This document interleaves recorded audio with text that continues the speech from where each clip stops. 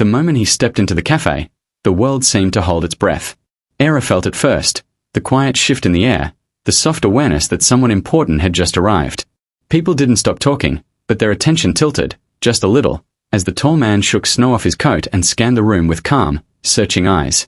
She had seen CEOs on TV before, cold-faced, sharp-voiced, too polished to feel human. But this man, he didn't look like he came to intimidate anyone. He looked like he was trying to find someone he genuinely hoped to meet. And for a terrifying moment, it felt like he was looking for her. Era's fingers tightened around the warm cup in her hands. She should have left 10 minutes ago. She should never have agreed to this ridiculous plan. Her friends had convinced her that setting up a blind date profile would be harmless fun, something to make her smile, something to remind her she deserved attention too. She didn't expect anyone real to respond. Certainly not him. And she definitely didn't expect him to actually show up. Her heart raced when his gaze landed near her table. She thought he would keep scanning. But he didn't. His eyes stopped. Held. Softened. And then he walked, no hesitation, no awkward doubt, just quiet confidence, straight toward the girl sitting in a wheelchair by the window. Era's pulse hammered. She wanted to disappear. Melt into the chair. Pretend she couldn't see him approaching. But his presence was like warm gravity pulling her into awareness. He stopped right in front of her, snow still glittering in his dark hair. "You must be Era," he said, his voice gentle but steady. She opened her mouth, ready to confess everything. Ready to end this before it turned into something worse. But the way he said her name, it didn't sound like a formal greeting. It sounded like something he'd been rehearsing in his mind during the entire drive here. Yes, she whispered, the truth dissolving on her tongue before it reached the air. He smiled, small, calm, nothing forced. He pulled out the chair beside her instead of across from her and lowered himself until their eyes aligned naturally. "I hope I didn't keep you waiting." Her heart twisted. She hadn't been waiting long, but she had spent years waiting for something else. Someone to look at her without the flicker of sympathy, or the awkward glance at her wheelchair, or the uncomfortable distance people often placed around her. But this man, this CEO with two warm eyes, looked at her as though she wasn't an accident, or an obligation, or an awkward situation he had to politely escape from. She felt seen. Really seen. And that terrified her more than the lie did. Era swallowed hard, the warmth of the cafe suddenly overwhelming. Golden lights reflected softly in the glass window beside them. The faint scent of roasted coffee beans wrapped around her like a comforting blanket. Conversations murmured gently around them, but all she heard was her own beating heart. She couldn't let this continue. She couldn't let him sit here believing something that wasn't real. "There's something I need to tell you," she said, her voice a fragile thread. He straightened slightly, not in alarm, but in attention. He folded his hands on the table, giving her the kind of focus people reserved for important conversations, the kind that made you feel valued before you even finished speaking. Most people interrupted her. Most people told her it was okay, or not to worry, or assumed they knew what she meant before she even explained. But he waited. Patiently. Respectfully. "My friends," she began, her throat tight, "thought it would be funny to set up a fake blind date profile. They didn't expect anyone serious to respond. And I definitely didn't expect someone like you to show up," he finished softly. Her cheeks warmed. "Yes.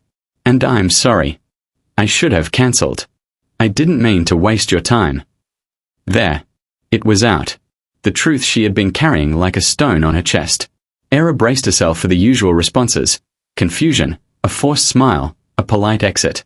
She prepared for him to stand, to say it was all right, to leave with the faint embarrassment people carried when they found themselves in situations they didn't choose. But Rianne, because she knew his name, though she had only seen it in brief glimpses online, didn't move. He simply looked at her with something she couldn't name. Something that didn't feel like disappointment, or irritation, or awkwardness. Instead, he seemed relieved.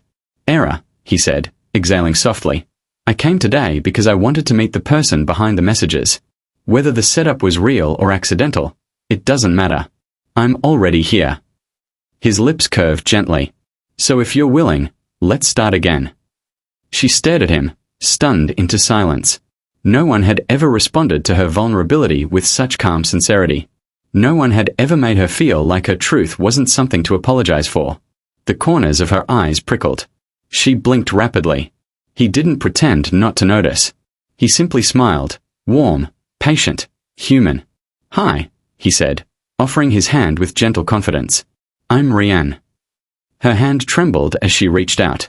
His grip was steady, careful, and unexpectedly grounding. "Hi," she whispered. In that small moment, everything shifted. Not dramatically, not explosively, but softly, like snow falling quietly on a silent street, changing the world without noise. The weight of embarrassment faded. The fear loosened. For the first time in years, Era felt like she wasn't defined by the chair beneath her, or the limits people assumed she had.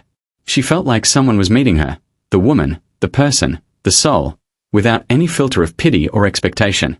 And that feeling was powerful enough to make the room feel warmer, the light seem brighter, and the moment feel impossibly fragile. The conversation didn't need to start. It had already begun. Rianne's presence felt like a beginning she hadn't dared imagine. Not rushed, not intense, not complicated. Just real. Just human. Just two strangers choosing to sit in the same quiet warmth, letting the world outside drift into snowy stillness while something unexpected unfolded between them. Era didn't know where this would go, but for the first time in a long time, she wanted to find out. Snow pressed softly against the windows, layering the glass with a gentle frost that shimmered under the cafe lights. Inside, the warmth felt almost unreal.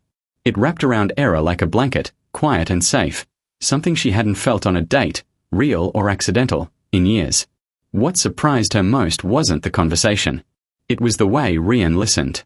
People usually asked about her condition too soon, or avoided the topic so aggressively that the silence became uncomfortable.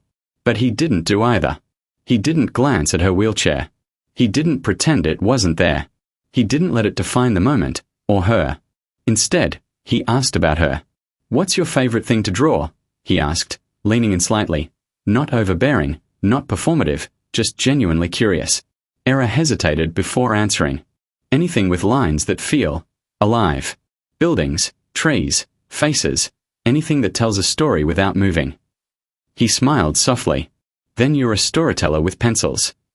The compliment struck deeper than he probably realized. People usually called her drawings pretty or neat. But storyteller, that word made her chest warm. They continued talking, their words weaving comfortably into the gentle hum of the cafe. Rianne didn't dominate the conversation, nor did he make her feel like she had to fill every second. He gave her space, real space, to express herself without rushing. Era noticed his eyes drifting toward her bag more than once. Or more specifically, to the sketchbook peeking out from the side. "Do you draw often?" he asked. She followed his gaze and exhaled.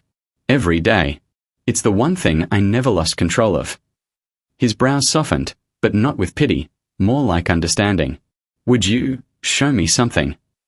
Her fingers trembled as she pulled the sketchbook out. It wasn't fear, not really. It was the weight of letting someone into the part of her life she protected most. But Rianne didn't rush her. He watched quietly as she opened the book to a fresh page, letting him see the beginning sketches scattered across it.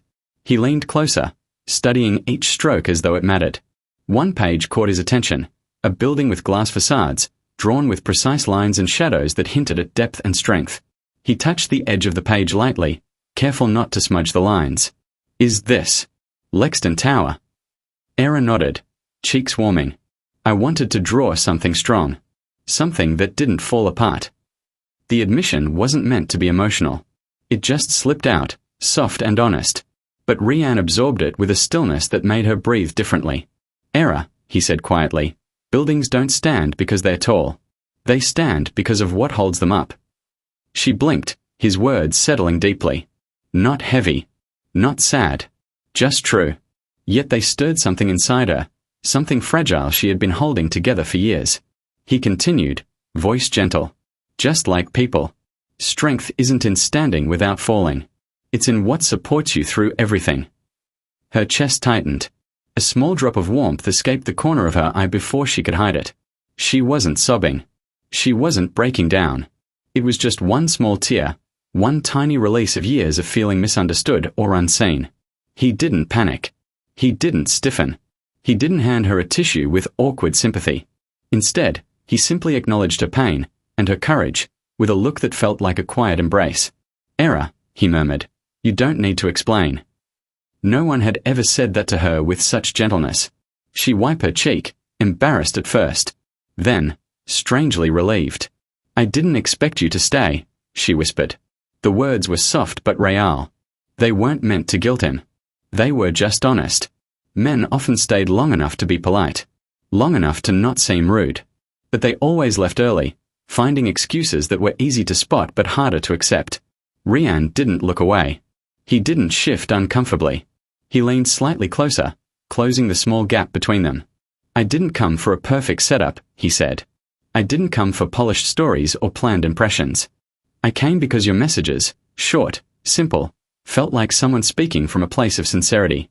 And I wanted to meet that person. Her breath stilled. No one had ever credited her sincerity before. They admired her resilience, or her politeness, or her optimism despite challenges. But they never saw her sincerity as something valuable. Her fingers trembled when he reached out. This time, he didn't hesitate before taking her hand. He didn't squeeze. He didn't hold on tightly. He simply let their hands rest together, warm, natural, steady. The kind of touch that said, I'm here. Not in obligation, not in pity. Just, here. Outside, snow continued to fall, blanketing the city in slow white silence. Inside, the cafe grew cozier. Lights dimmed. Soft music wrapped around them in gentle waves. They spoke about art. About his fascination with architecture. How buildings mirrored the emotions of the people who designed them. Era told him about sketching late at night, how she used to imagine stories behind the strangers she drew. Rian shared how he took walks with no destination after exhausting meetings, just to breathe and remember he was still human beneath all the responsibilities. Nothing they said felt heavy. Nothing felt wrong. Their words fit together like pieces of something that made sense without trying.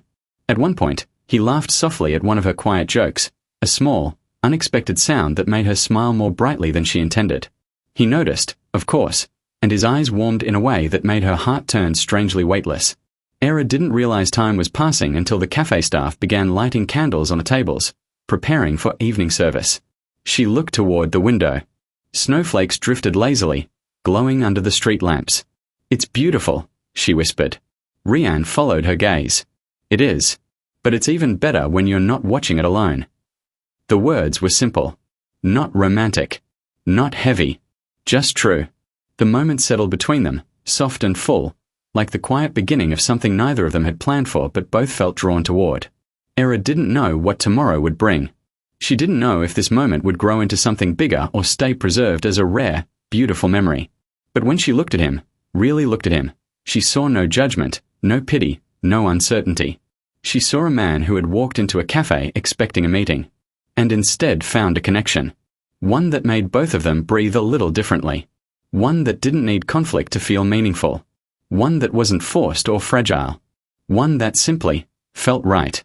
And as the candle on their table flickered softly between them, Era knew one thing with quiet certainty. This wasn't an ending. This was only the beginning of something she never saw coming.